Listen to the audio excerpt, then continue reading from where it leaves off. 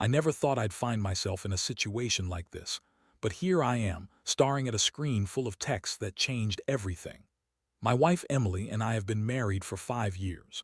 We met in college, had a pretty good thing going. At least, that's what I thought. She's always been a little bitchy, quick with a snarky comment, but I loved her for her sharp wit. We had our ups and downs, like most married couples, but nothing I ever suspected would blow up in my face like this. The trouble started a few months ago. Emily's been acting a little distant, more irritable, snapping at me over small things.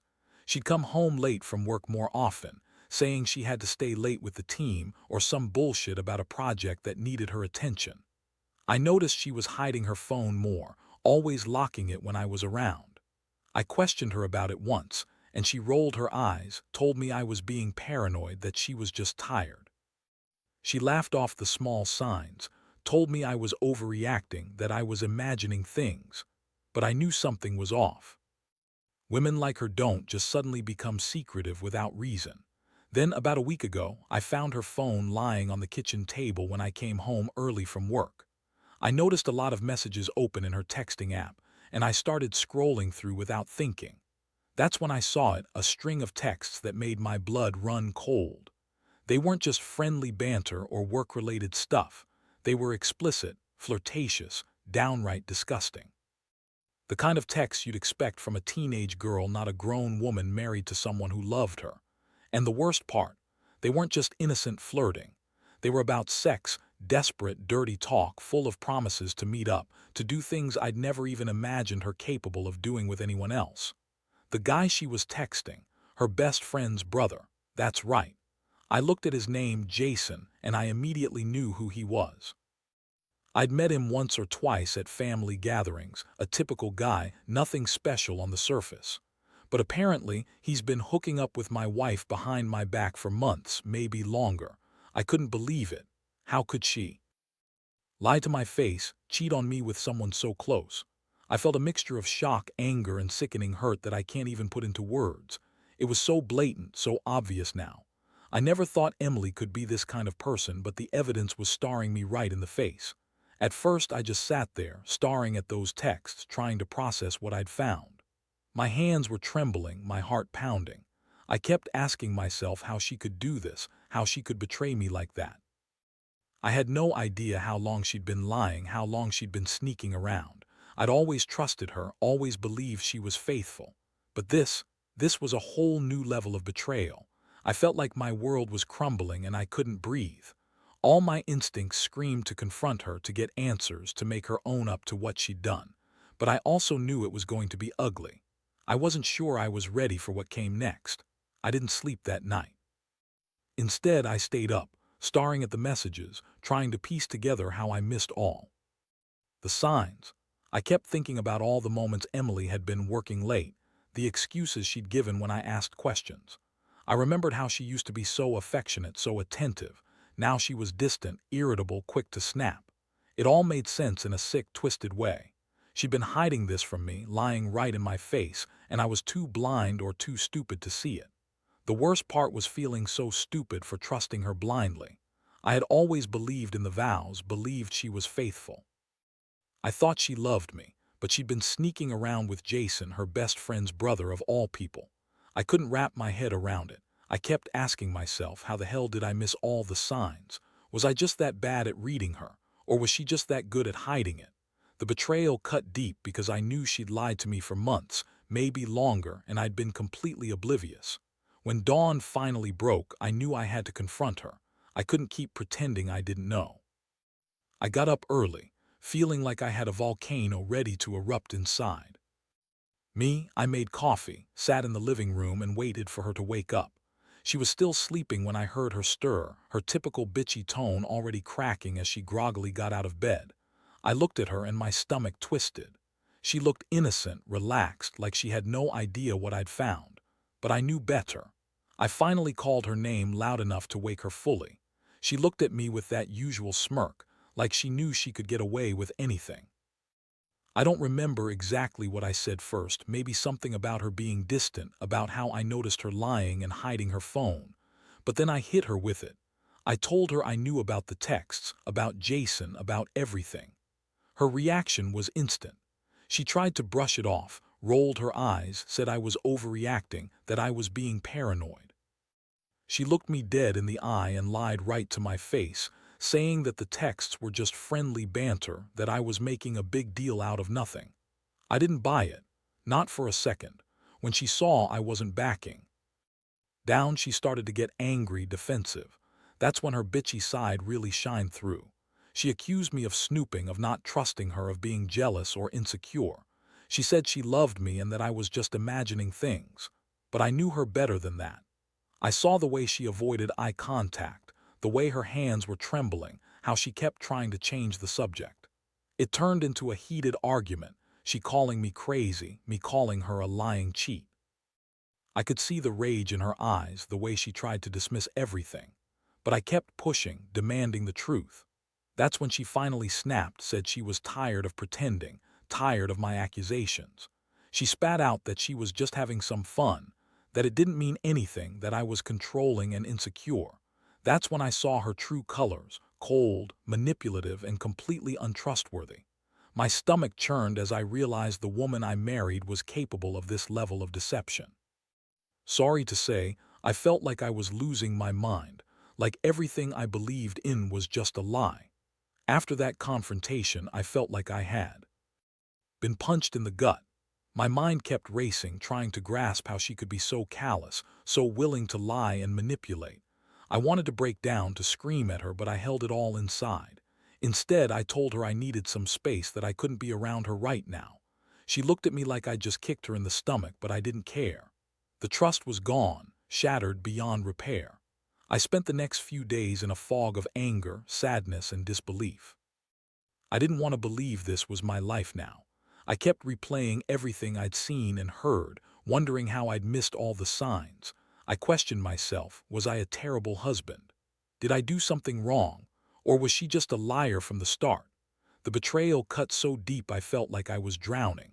Every time I closed my eyes, I saw her messages, Jason's name popping up, the thin veneer of our marriage cracking apart.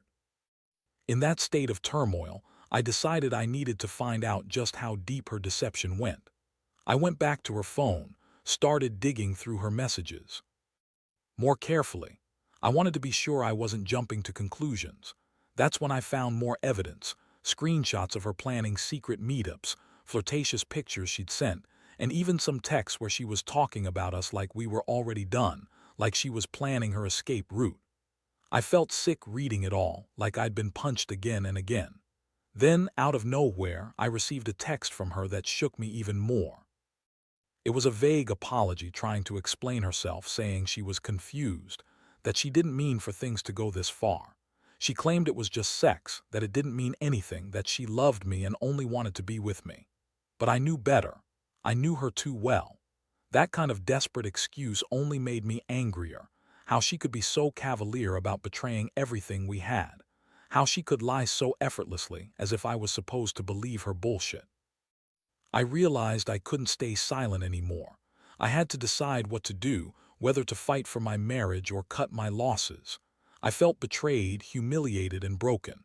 But deep down, I knew I had to be honest with myself.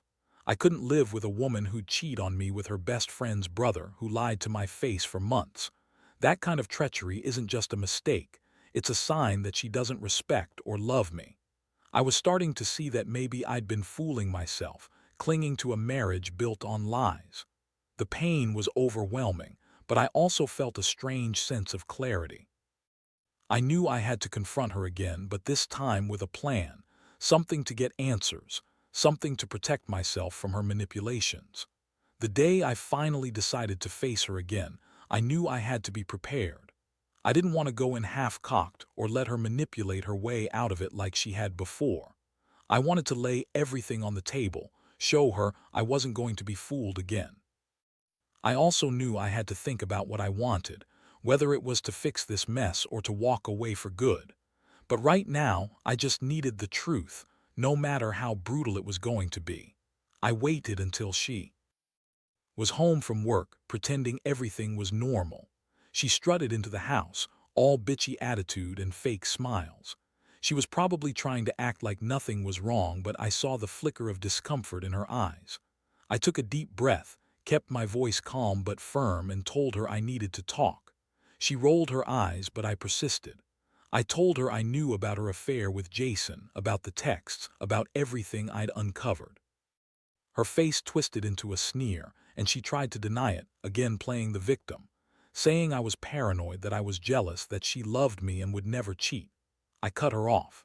I told her I had enough of her lies, that I'd seen the proof, that she couldn't keep pretending she was innocent. I asked her if she really thought I was that gullible. Her reaction was pure bitchy defiance.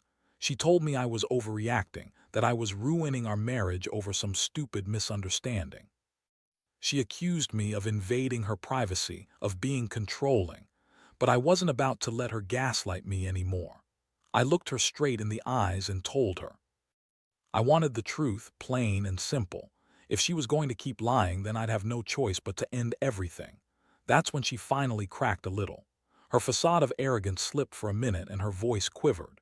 She admitted she'd been texting Jason, but she claimed it was just sex, that she never meant for me to find out. She said she was just lonely, that I'd become distant, and she needed someone who actually paid attention to her. Her words made me feel sick. She was trying to spin it like she was the victim, like I was the one who messed everything up. But I knew the truth. I knew it was her choice to cheat, to betray everything we'd built. The conversation turned even more bitter after that. I told her I was done, that I couldn't stay with someone who lied so easily, who was so manipulative. She yelled, accused me of being insecure, of overreacting. She said I was too controlling, that I didn't understand her needs. But I wasn't listening anymore. I could see her for what she was, a woman who had no respect for her vows, who used me when it suited her and threw me away when she got bored. At that moment, I realized I had to decide if I was going to forgive her or walk away. Honestly, part of me wanted to disappear, to leave her and Jason in that wreckage she'd created. But I knew I needed to stand my ground and think about what was best for me. After we argued that day, I felt drained, like all the energy had been sapped from my body. I knew I couldn't keep pretending to be okay with what she'd done, but I also knew that making a rash decision in that moment wouldn't help. I needed time to think, to process everything I'd uncovered and felt. I told her she needed to leave for a while, stay with her friend, her sister, anyone. I didn't want her around me or in my space, not until I figured out what I really wanted. She was furious, of course. Tried to spin her usual lies, said I was overreacting, that she loved me, that she'd never do anything to hurt me. Yet, she kept denying the reality right in front of my face. That only confirmed my suspicion. This wasn't about a mistake or some moment of weakness. It was about her choosing to betray me, choosing Jason over us. I watched her storm out, her bitchy attitude intact, and I felt a strange mixture of relief and despair. The days that followed were the hardest of my life.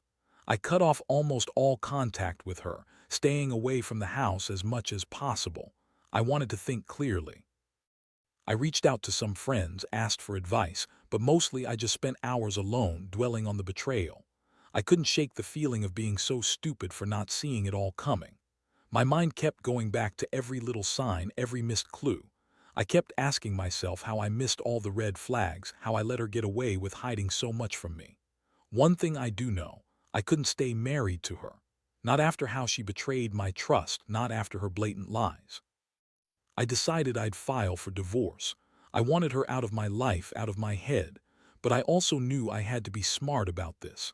I started planning my next move, making sure I had all the evidence I needed. I didn't want her to spin some story, to manipulate her way back into my life. I wanted her to see I wasn't going to be a fool anymore. That's when I started thinking about revenge, not in a stupid, destructive way, but in a way that would make her realize I wasn't going to get played anymore. I didn't want to just walk away quietly. I wanted her to feel the weight of what she'd done. So I started gathering everything, screenshots, texts, everything that proved her cheating. I wanted her to know I'd do whatever it took to expose her at the right moment. Part of me hoped that once she saw I was serious, she'd realize how badly she'd messed up. But mostly I just wanted her to feel the pain she'd inflicted on me. That realization that she'd lost her marriage because of her own choices became my quiet, simmering revenge. I knew I'd get through this somehow. I had to. In the end, I followed through with my plan. I filed for divorce, made sure I had all my evidence in order, and kept my distance from her as she tried to manipulate her way back into my life. But I wasn't going to fall for it. I knew the truth now, and there was no going back. She tried to reach out a few times, crying and begging, saying she was sorry and that it was just a mistake, a moment of weakness. But I saw her for what she was, a selfish, manipulative woman who didn't value what we had. The hardest part wasn't even losing her. Honestly, it was the betrayal itself. The fact that she could do this to me, with someone so close to us, cut deeper than I ever thought possible. But with time, I started to heal. I realized that I deserved better than someone who lied and cheated and used me as a placeholder for her own selfish needs. Every day got a little easier, even though the scars of her betrayal would stay with me for a long time. Looking back, I've learned a lot from this nightmare. Trust is fragile, and once broken, it's almost impossible to fix. I learned to pay more attention to the signs, to listen to my gut, and to never ignore my own feelings. Most importantly, I learned that revenge isn't about hurting her. It's about reclaiming your own strength and dignity after being humiliated and betrayed. I refuse to let her define me as the man she cheated on. Instead, I see this as a brutal lesson. Never take trust for granted, and never let anyone treat you like you don't matter. There's a strange kind of freedom in finally letting go. I won't lie, it hurts like hell. But I also know I'll come out of this stronger. And for anyone reading this who's been betrayed, my advice is simple. Don't stay in the darkness. Face the truth, gather your strength, and walk away if you have to. You're better than someone who screws you over and lies to your face. Trust takes years to build and seconds to destroy. Protect yourself and never forget your worth.